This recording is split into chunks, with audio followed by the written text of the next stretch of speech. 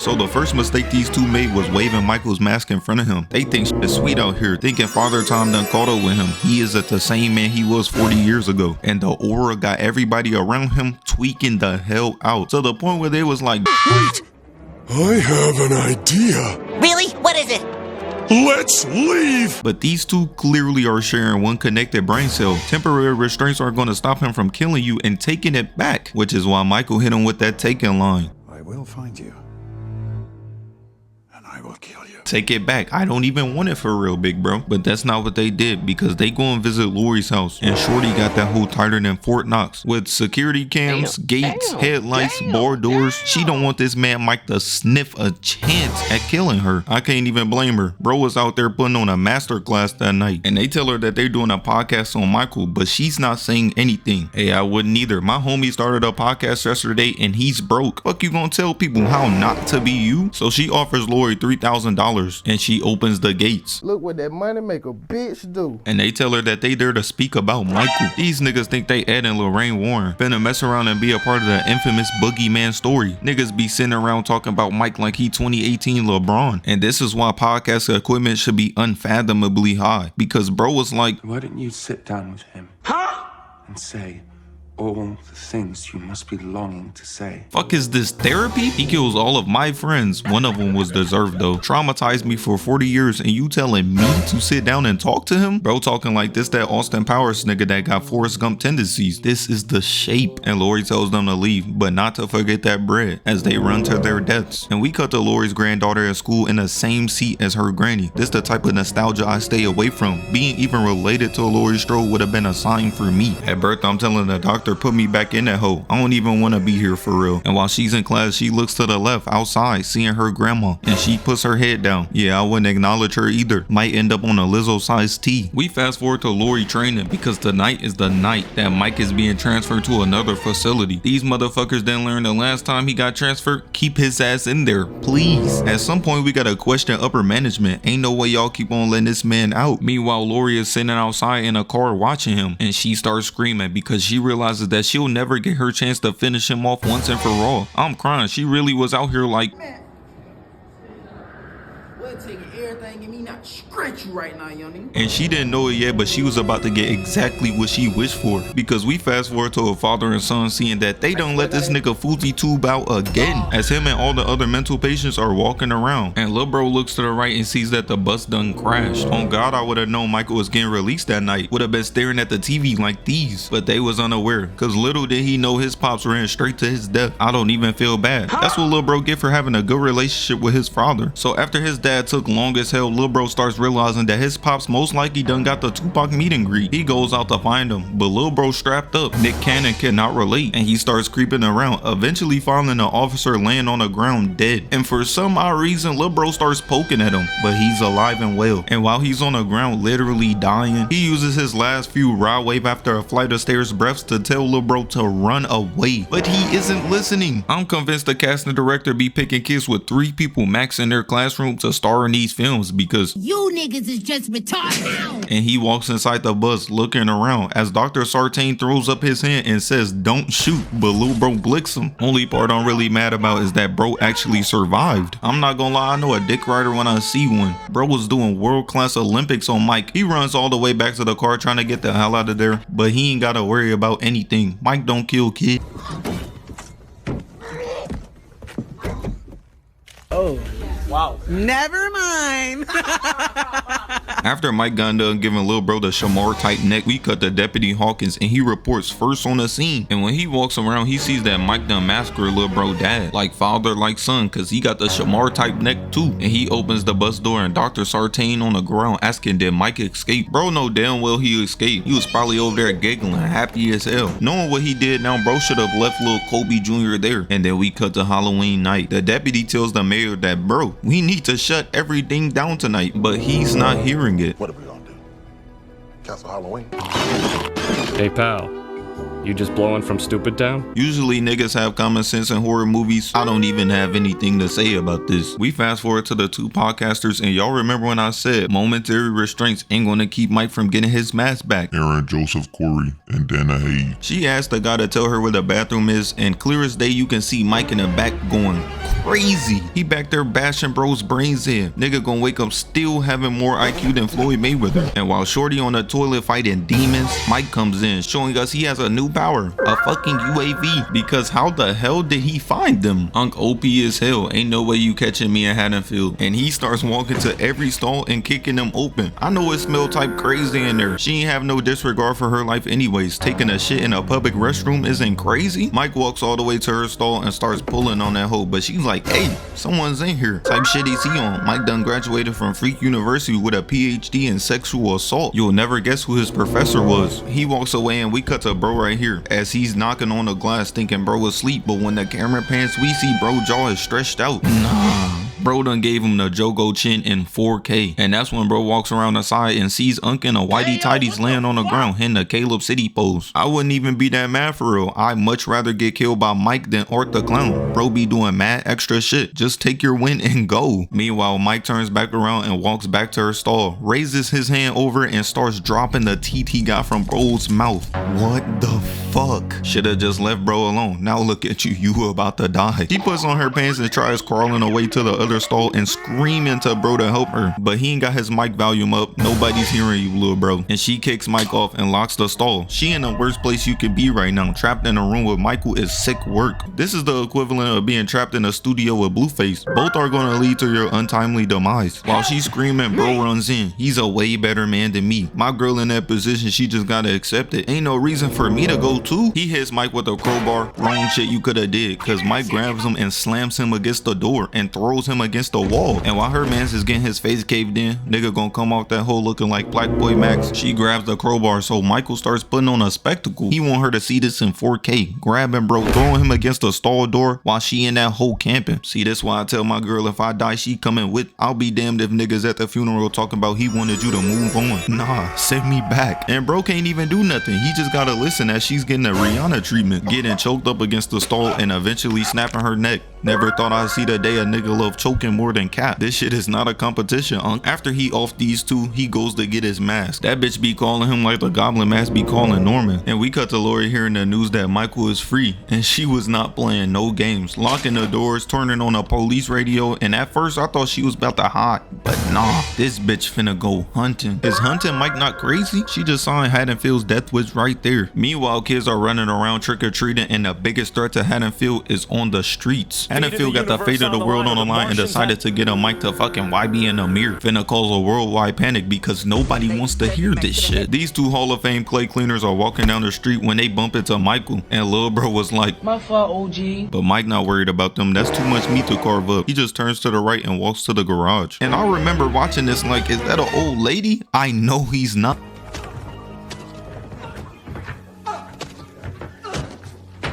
But he did. And not only that, there was a baby in there, and bro walked up to the crib and stopped. Fuck was he gonna do? Kill the baby too? On God, my heart dropped at this point. I wouldn't put it past him. And he walks outside to pick his next victim. Seeing two black people, but he's like, they not worth it yet. He's gonna save them for later. Walking up to this house instead and staring right through the window. With Michael's aura, ain't no way you can't feel it. That Stevie Wonder awareness putting in overtime. After Mike gets done camping right in front of her face, he creeps around the side of the house. Bro got that breaking and entering badge on Hall of Fame. Does nobody in this town know what happened 40 years ago? And while she's looking outside completely unaware of what's happening, Mike behind her in his GGs. He grabs a ponytail, slams her head on a chair and stabs her in the throat and just drops her. Oh my God. Bro just picked a random single mother of 3 and killed her. This is sick work. Bro doing this shit for the love of the game. While Michael was on an absolute killing spree, we cut across the street to Julian and his babysitter Vicky as she's putting little bro to sleep and leaves to go get freaky with her boyfriend. But little bro's upstairs upstairs hearing a man breathing hard and staring at him from outside his room. And that's when she hears a bump upstairs. So she tells her boyfriend to go check it out, and he's a way better man than me. You not sending me off to my death by the hands of a madman? But foolishly, he walks upstairs and lil bro jumps down, telling him he heard a nigga breathing like Rod Wave upstairs, standing next to his door, watching him. But they not listening. 9 times out of 10, the kids are right because they only target them. And it's safe to say lil bro was not lying, because this babysitter goes around and checks the entire house, making sure there isn't no niggas with neon type tendencies running around, and puts him back to sleep. But before she's about to leave, he tells her to please close the closet door, and she walks over and tries to close it, but that hole not going, and assuming something's blocking it, she opens it up and it's Mike. He cuts her arm and lil bro like,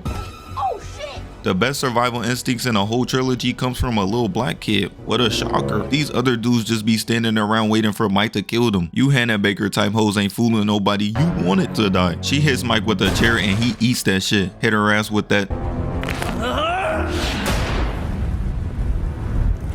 Please. And simply not even doing nothing, letting her run away and fall on her face in the most Looney Tune way possible. Bitch should have been wearing some Sky Zone socks. Now you dead. She screams and her boyfriend hears, but Julian does too. Running back upstairs, but lil bro like, nah, I'ma let somebody else handle this. Running to get the boyfriend, and of course he goes up there. But Mike done already hit her with that toothpiece. There isn't anything to save anymore, my boy. And he grabs the knife, but they don't even show it. I'm crying. Gave lil bro that here nigga damn ass scream time. Deputy Hawkins walks upstairs and searches around the room and looks under the cloth, which was clearly a callback to the spawn camper Bob. Meanwhile, Laurie is outside watching Hawkins, and she looks to the right to see that Mike is staring out the window looking at her. But this is not the old Laurie. She done turned full on YN, shooting at Mike, but it's just a reflection as he walks straight past Hawkins. And I gotta question whoever decided to hire this guy to protect the town of Haddonfield. This is the same man that clapped his teammate back in 1978 because he can't aim. What's next? Is YBN Amir gonna drop some good music? Deputy Hawkins walks downstairs after following Michael and sees bro hanging on the wall by a knife. And I started thinking to myself,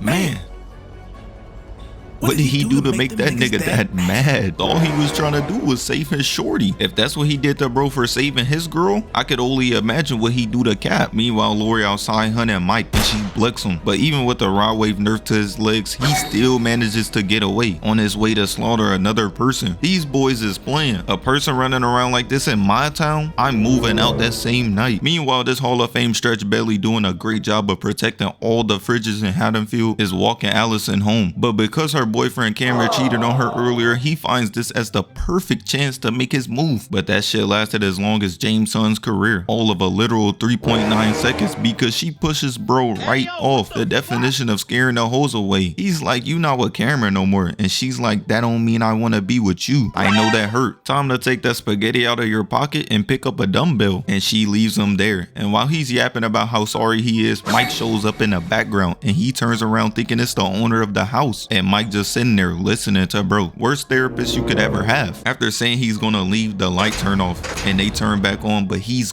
gone. And lil bro turns around and Mike is staring right at him, and it's GG's for bro, because the lights turn off and they turn back on and Mike stabs him and he runs away screaming to the point Allison can hear him, but she thinking he trolling. But because his costume is caught on the gate, he can't get over it. Might as well kiss your life goodbye. Bro, you wasn't making it over the gate anyways. And Mike starts walking him down, stabbing him in the back, turning bro's lights off literally.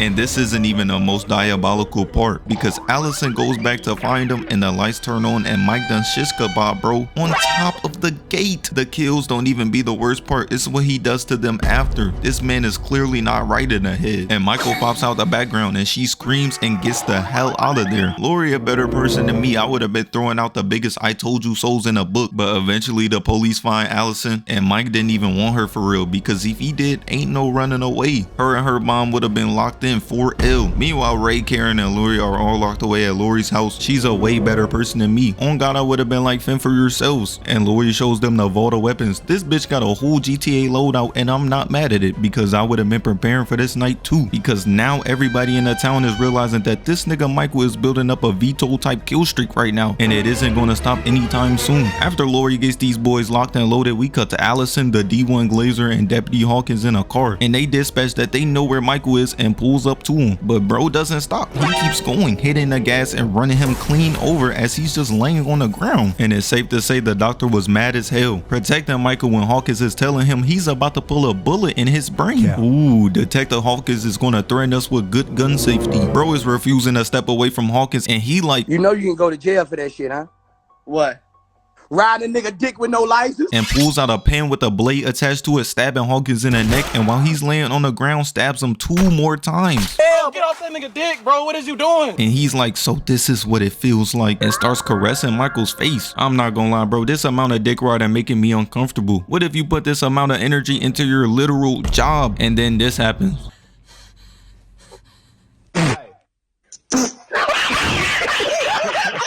Take that shit off. Bro thinks he's him. He puts Michael in the backseat with Allison, and this right here would have caused me to off myself right there, because when bro wakes up, I'm gonna be third world country me. And he takes off the mask, throwing that shit in a car and taking a V. And he starts yapping about how he wants to study Michael and Laurie's relationship, and he drives over Hawkins' body. How this man ended up surviving is beyond me. Fuck, is he a super soldier? Meanwhile, 2 officers are sitting outside Laurie's house talking about sandwiches. Niggas be arguing over the dumbest shit. But before they get to Laurie's house, Allison tells him he spoke to her, and bro wasted no time pulling over immediately, and the police like type shit they got going on. But before she could even answer bro's question, Michael starts breathing, and it's GG's for bro, because he looks at her and turns around and looks at bro, kicking the seat into him over and over again repeatedly. He's clearly trying to give this man that Koba back, and that's what I like to see. Mike not standing for none of that. Bro gonna take my mask and contaminate it with his shitty ass breath. And while bro's getting his back rearranged by Mike in a metal cage, they try connecting a police cruiser. Shoulda just minded they business. Niggas need to start treating Haddonfield like Gotham. Straight, I ain't seeing nothing going around. Michael takes bro out the driver's seat and starts dragging his body as Allison just runs away. Smartest thing this bitch done did all movie. While the 2 donut defenders decides, let's go check this out. While Michael's standing over him, bro says his first words, You don't fuck it. and crushes bro's face like a grape with 1 foot. Gonna have niggas in Louisiana salivating over the mystery meat coming out of bro's head. Meanwhile, the 2 donut defenders pull up on Michael, and they step out and take a look around, realizing that bro done got the Tupac meet and greet in full effect, and Michael appears in the background. I know his past victims be spectating like, Another one. Another one.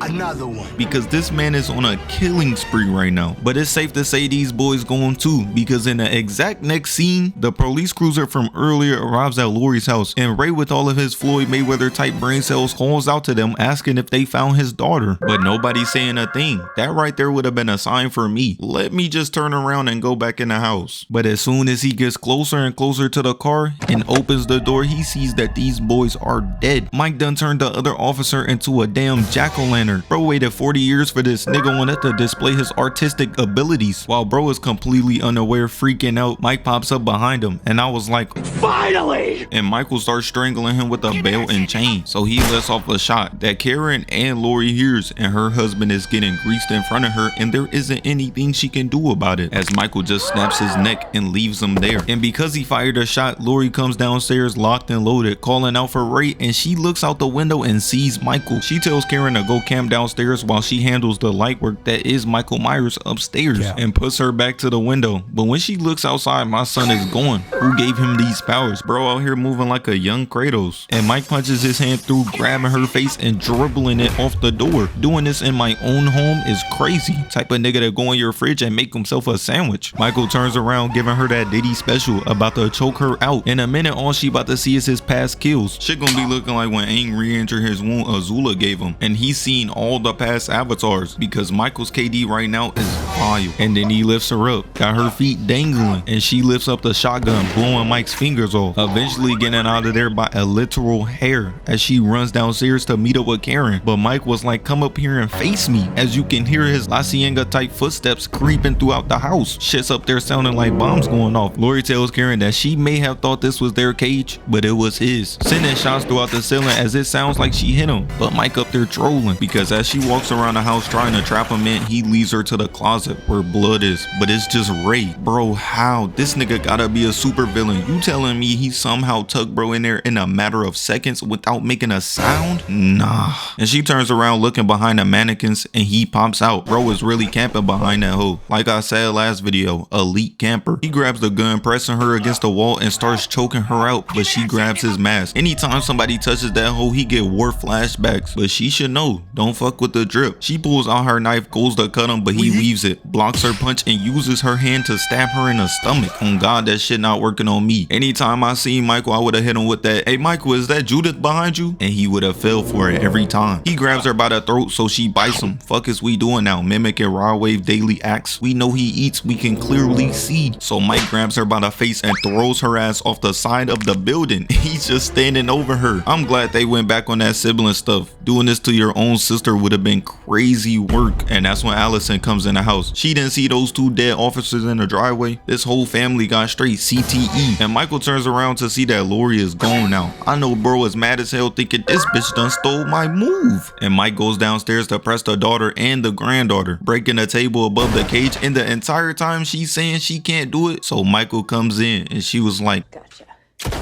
As he just drops and Laurie appears in the background. Who she thinks she is? Ain't this the same girl who got her friends clapped 40 years ago? And Mike was thinking the same thing because he eats the cuts to the arm, shows baby food, and gives her the Chris Brown special, slapping her against the wall and hits her in the back with a fire poker. I'm not gonna lie, Mike, that's a little too far. Bro so mad he's turning into a woman beater. The Charlotte Hornets recruiting him as we speak. Laurie grabs some shit Steph Curry is hoping Ayesha Curry will never touch again and cracks Michael over the head with it. My son gonna wake up with 2 working brain cells, and that will still be more than Floyd Mayweather has. She hits him one more time, making sure that CTE really sets in, and he falls into the trap with Allison and her daughter. She was down there screaming like nah, because she knows when Mike shakes those baby ass hits off, they're dead. So they all run upstairs, and Michael gets up right in time, grabbing Kira's leg and dragging her down. So Allison sees Michael knife in a corner, and she was over here playing. Shit was taking mad long, not gonna lie. You don't want to save your mom? But she grabs it, stabbing Michael in the chest and cutting his hand, making him let her go. And they kick his ass down there and trap him in. And this is where we find out that this was never a cage. It was a trap for Michael, because Laurie grabs a flare and sets that bitch ablaze while Michael is just sitting there staring at them menacingly as they make it out safe on the back of a truck. But y'all know this ain't the end.